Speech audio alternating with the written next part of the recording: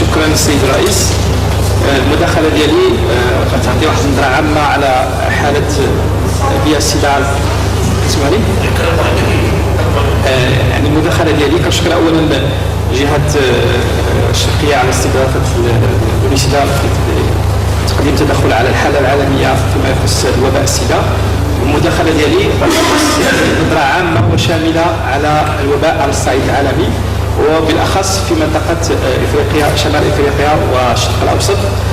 المداخله هي جرد لتاريخ يعني على الصعيد العالمي. في اول حاله ظهرت في 1981 وبعد هذه الحاله تم وضع اول نظام لمحاربه السيدا في المنظمه الدوليه لمحاربه المنظمه للصحه، وكانت في 1985 وتم تنظيم اول يوم عالمي لمحاربه السيدا في 1988.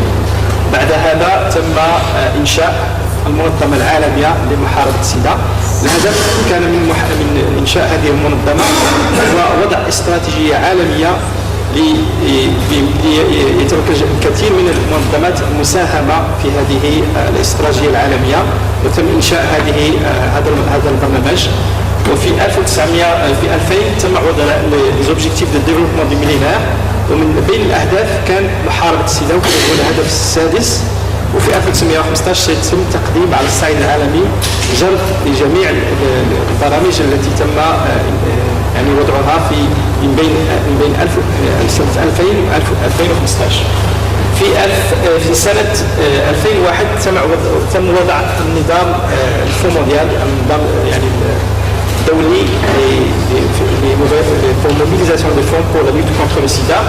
وفي سنة 1902 تم وضع أول استراتيجية عالمية التي عرفت بالإنجاز، وهذه الاستراتيجية العالمية تم المساهمة فيها بجميع الدول بينهم المغرب الذي تم يعني لا راتيفيكاسيون de cette convention internationale المعروفة باسم الإنجاز. وفي هذا الإطار كان المغرب يعني وزارة الصحة وجميع القطاعات يعني يساهمون في القرارات الدولية التي ترسل سنويا إلى اليونيسيدا. وآخر برنامج وضع هو في سنة 2011، ومن أهدافه ندخل بالفرنسية micro, ok. Donc, engagement international, c'était en 2011. L'objectif de cet engagement, c'était la consolidation de tout ce qui a été fait entre 2011 et 2006. Et cet engagement, il vise particulièrement à atteindre les objectifs en 2015 et reconnaît pour la première fois au niveau international la vulnérabilité des populations clés. Et quand on dit les populations clés, ce sont les usagers de drogues injectables, les professionnels du sexe et les hommes ayant des relations sexuelles entre les hommes. Et cette déclaration vise à combler les déficits en matière de mobilisation des fonds. Et le Maroc était un signataire de cette convention. Donc les objectifs, cette stratégie elle vise trois objectifs principaux, sont ce qu'on appelle les 3 zéros, zéro nouvelle infection, zéro discrimination et zéro décès au sida. Il tourne autour de 10 objectifs que je vais parcourir rapidement. Donc il y a la réduction de la transmission sexuelle du VIH, la réduction de la transmission par l'usage de drogues injectables, la réduction de la transmission mère-enfant et aussi la mobilisation des moyens pour permettre à 15 millions de personnes de bénéficier des traitements, éviter les décès dus à la tuberculose et le VIH-Sida, et parer à l'insuffisance des ressources moyens financiers, éliminer les inégalités entre les sexes, éliminer la stigmatisation et la discrimination, et éliminer les restrictions en matière de déplacement et renforcer l'intégration de VIH qui est l'axe 11 et qui concerne donc cet atelier. Et l'ONU-SIDA en collaboration avec le PLUD dans le cadre ce qu'on appelle l'intégration qui est reconnue sous le terme mainstreaming de la lutte contre le sida dans les programmes de développement. Le Maroc est un des premiers pays qui a lancé ce processus depuis des années. Et on a l'expérience de Tanger, on a l'expérience de Agadir avec le ministère de l'Agriculture, ou d'autres expériences qui ont été menées au Maroc. Et dans le cadre donc, de reporting, le Maroc, comme étant signataire de cette convention, est tenu de produire des rapports chaque année. Le prochain rapport qui est dû pour le mars prochain et qui est le rapport de 2014. Et le dernier rapport, donc, dans le cadre de cette convention internationale, c'est le rapport de 2015 qui sera produit l'année prochaine. Donc ça, c'est une introduction générale sur le processus à l'échelle internationale de la lutte contre le sida. Et les chiffres que je vais vous donner, donc, ce sont les indicateurs qui nous permettent de suivre cet engagement à l'échelle internationale. Et je vais vous donner quelques statistiques sur la situation de l'épidémie à l'échelle internationale. Donc le nombre de personnes atteintes de VIH jusqu'à fin 2012 a été estimé à 35,3 millions de personnes. On est passé entre 2001 à 30 millions, en 2012 à 35,3 millions de personnes atteintes du VIH-Sida. Les nouvelles infections, on est passé de 3,4 millions en 2001 à 2,3 millions de personnes en 2012. Donc ce qui montre un peu que le programme de la lutte contre le sida à l'échelle internationale a permis de réduire cette tendance à de nouvelles infections, et ça a été réduit à peu près de 1 million de nouvelles infections, et le nombre de décès il est pratiquement resté stable, c'est autour de 1,9 et 1,6 entre 2001 et 2012. En ce qui concerne la région de Moyen-Orient et Nord-Afrique, c'est la région la moins touchée par l'épidémie. Heureusement, donc, quand je dis c'est la Maroc, l'Algérie, la Tunisie, la Libye, l'Égypte et les pays du Moyen-Orient. Donc c'est la région, en matière de nombre de personnes touchées par le VIH, c'est la région la moins touchée dans la région. Mais on va voir d'autres statistiques que la courbe continue à progresser, alors que dans d'autres régions du monde, les courbes commencent à baisser. C'est un peu on va voir ça à travers d'autres graphiques. Donc le nombre d'adultes qui sont touchés dans la région MENA sont de 260 000 personnes. Et les nouvelles infections, ils sont estimées à 32 000 infections par année. Et la prévalence, elle est de 1%, 0,1%, c'est-à-dire 1 pour 1000 personnes au niveau de la région de MENA. Et le nombre de décès est estimé à 17 000 décès par année. Donc si on voit ça sur la carte, les régions les plus touchées au monde, c'est la région subsaharienne. Donc on voit ici l'Afrique subsaharienne, il y a à peu près les 2 tiers de personnes qui sont atteintes du VIH-Sida, ils sont dans cette région. C'est à peu près 25 millions de personnes, suivi de la région de l'Asie du Sud et Sud-Est, 3,9 millions de personnes qui sont touchées, et suivi par l'Amérique latine et l'Europe orientale. Et aussi l'Amérique du Nord avec à peu près 1,5 et 1,3 personnes touchées dans cette région. Le nombre estimé d'adultes, les nouvelles infections, bon, comme je disais tout à l'heure, le nombre de personnes touchées dans la région chaque année, c'est estimé à 32 000 personnes, alors qu'on trouve que le nombre le plus élevé, c'est au niveau de la région subsaharienne, suivi toujours de l'Asie et de l'Amérique latine, l'Amérique du Nord et l'Europe orientale. Les décès, donc notre région, on estime à 17 000 décès par année. Et au niveau de la région, l'Afrique subsaharienne, c'est toujours là où on trouve le nombre de décès le plus élevé au monde. Voilà, je reviens un peu aux tendances. Donc, ce qui a été constaté à l'échelle mondiale, c'est que les nouvelles infections sont en dégression, c'est-à-dire le nombre de nouvelles infections, ce qui est un bon indicateur en matière de lutte contre le sida.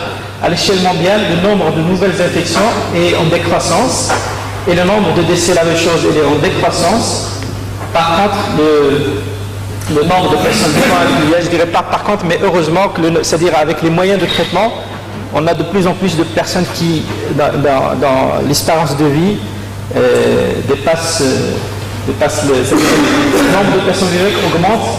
Ça, c'est dû aux traitements qui ont été largement distribués dans plusieurs pays.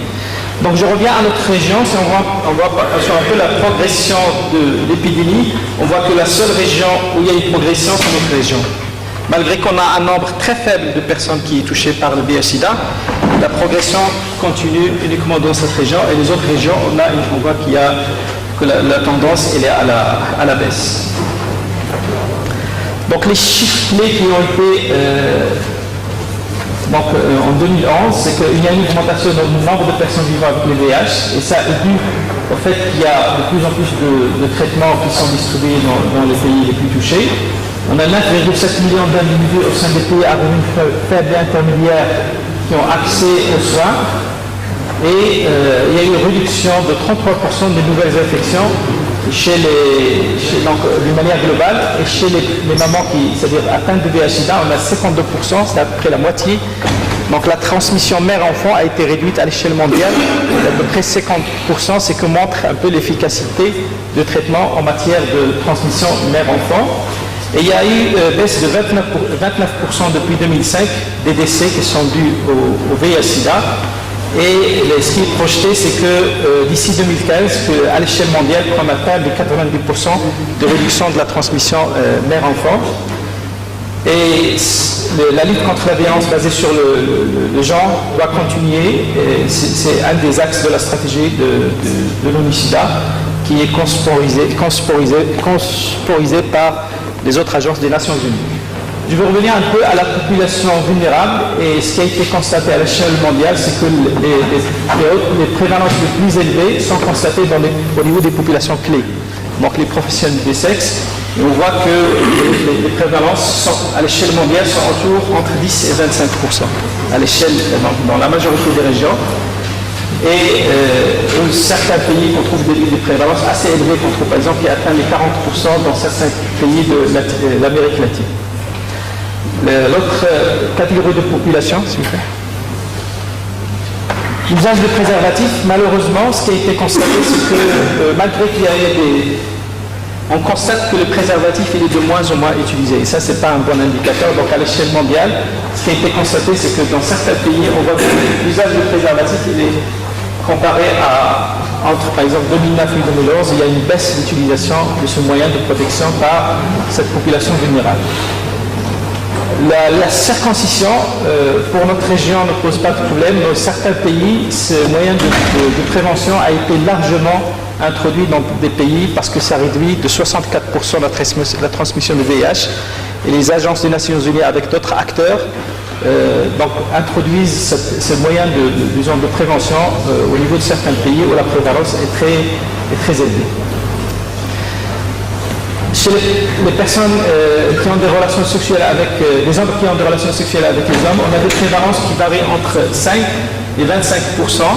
Et il y a une tendance à la stabilité au niveau de cette population, malgré qu'on constate dans certains pays développés comme la France, comme aux États-Unis, que la prévalence a repris chez cette population. C'est-à-dire qu'il y a un relâchement au niveau de certains programmes et la prévalence a repris. Par exemple, si on prend le cas de la France, l'Espagne et aussi aux États-Unis, la région de la Californie, la prévalence de VIH au niveau de cette population, il commence à remonter de nouveau. Pour les usagers de drogues injectables, les prévalences varient entre 5 et 30%. Et la région MENA, c'est une des régions qui est touchée par ce problème, particulièrement l'Iran, le Pakistan, la Libye. Et on trouve des poches au niveau du Maroc, particulièrement au niveau on trouve des zones, je reviens un peu, donc la région MENA est la région la plus touchée du problème d'usage de drogue injectable, particulièrement le Pakistan, l'Iran, et les pays qui sont frontaliers. Il y a la Libye, et on trouve au Maroc, comme a été expliqué par le président, qu'il y a des poches au niveau du nord du Maroc, Nador, Tanger, etc., où il y a des problèmes d'usage de drogue injectable. En matière de distribution de seringues, la région MENA se place en première position. Il y a eu une très forte mobilisation pour distribuer au niveau de cette population de ce moyen de prévention, de remplacement des outils d'injection. Et mes collègues, je pense qu'ils vont détailler un peu ce qui se passe au niveau du Maroc. En matière de prévention de la transmission mère-enfant, comme j'ai expliqué tout à l'heure, il y a une tendance à la baisse de la transmission mère-enfant. Il est projeté qu'en 2015, qu'on arrive à atteindre l'objectif zéro infection au niveau de nouveau-nés. En matière de prise en charge, la région MENA est la région où il y a moins de personnes prises en charge, et ça c'est un des problèmes de la région, c'est que le problème du dépistage n'est pas assez fort dans cette région, ce qu'on n'arrive pas à identifier les personnes qui ont besoin d'ARV, ce qui donne un taux de prise en charge faible par rapport aux autres régions du monde. Ça c'est l'impact du traitement et ça montre un peu ce qui se passe quand les personnes sont prises en charge. On voit un peu cette variation. Ça représente les décès qui sont le nombre de personnes qu'on arrive à sauver en introduisant les traitements ARV. Donc les deux derniers slides, celui-là, ça montre un peu qui sont les pays à l'échelle internationale qui mobilisent des fonds pour la lutte contre le sida. En première position vient les États-Unis, suivi de l'Europe, suivi de l'OCDE, le Fonds mondial en quatrième position, et d'autres bailleurs qui viennent par la suite. Et le dernier indicateur, c'est en ce qui concerne la mobilité. Et on voit sur cette carte les pays qui interdisent l'accès aux personnes qui sont atteintes de VIH-Sida. Et le Maroc n'est pas concerné par cette problématique. Par contre, certains pays de la région MENA interdisent l'accès aux personnes atteintes de VIH-Sida, ou bien s'ils sont diagnostiqués positifs alors qu'ils travaillent, ils sont généralement expulsés vers leur pays d'origine. Et merci pour votre attention.